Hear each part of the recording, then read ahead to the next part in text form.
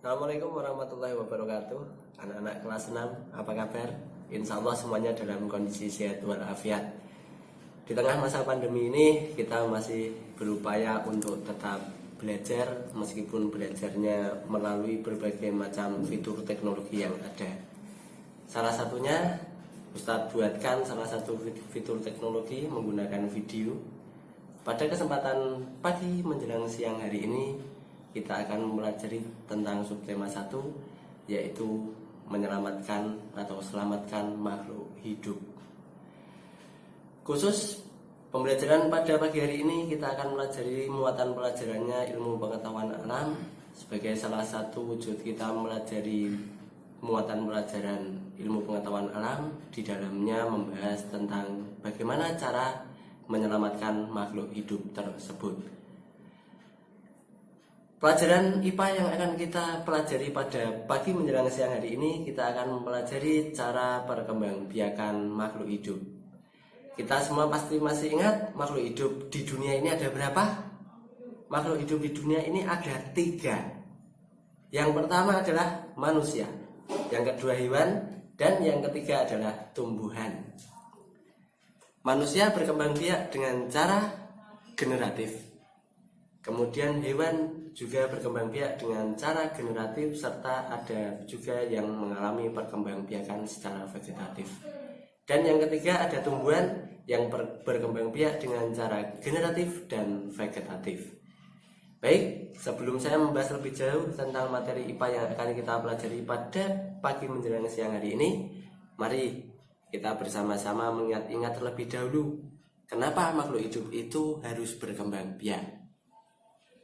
Makhluk hidup harus berkembang biak karena apa? Karena harus melestarikan jenisnya agar tetap ada selama kehidupan ini masih berlangsung.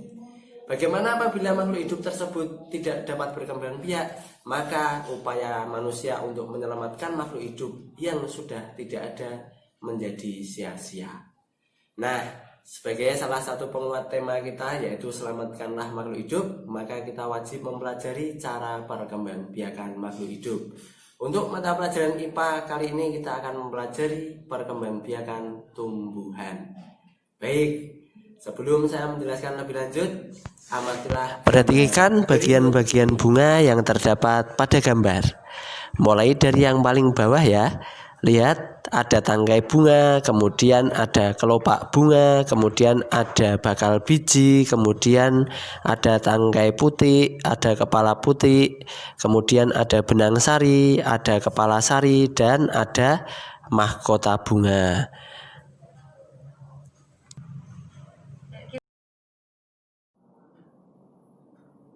Tumbuhan dapat berkembang biak secara generatif. Perkembangbiakan generatif adalah perkembangbiakan yang melibatkan induk jantan dan induk betina pada tumbuhan. Induk jantan dia mengeluarkan benang sari. Melalui kepala sari, benang sari akan tersebar secara merata di atas kepala putih atau putik. Sedangkan putik itu sendiri merupakan alat kelamin betina pada tumbuhan. Ingat ya, benang sari merupakan alat kelamin jantan, sedangkan putih merupakan alat kelamin betina pada tumbuhan. Jangan sampai lupa, karena 2 hal yang terdapat pada tumbuhan tersebut harus diingat-ingat. Benang sari merupakan alat kelamin jantan, sedangkan putih merupakan alat kelamin betina.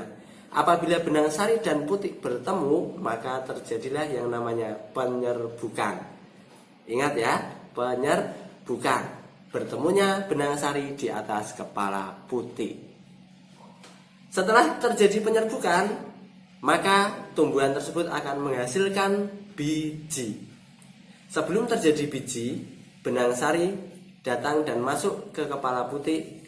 Kemudian terjadilah penyerbukan di dalam bunga, maka benang sari yang bertemu putih tersebut akan membentuk biji. Setelah lama-kelamaan berkembang, biji tersebut akan menjadi individu baru, yaitu tumbuhan baru yang berkembang biak dengan cara generatif atau penyerbukan. Bertemunya benang sari dengan kepala putih.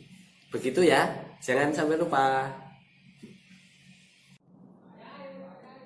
Oke, setelah kalian semua menghafalkan tentang penyerbukan, saya ulang sekali lagi.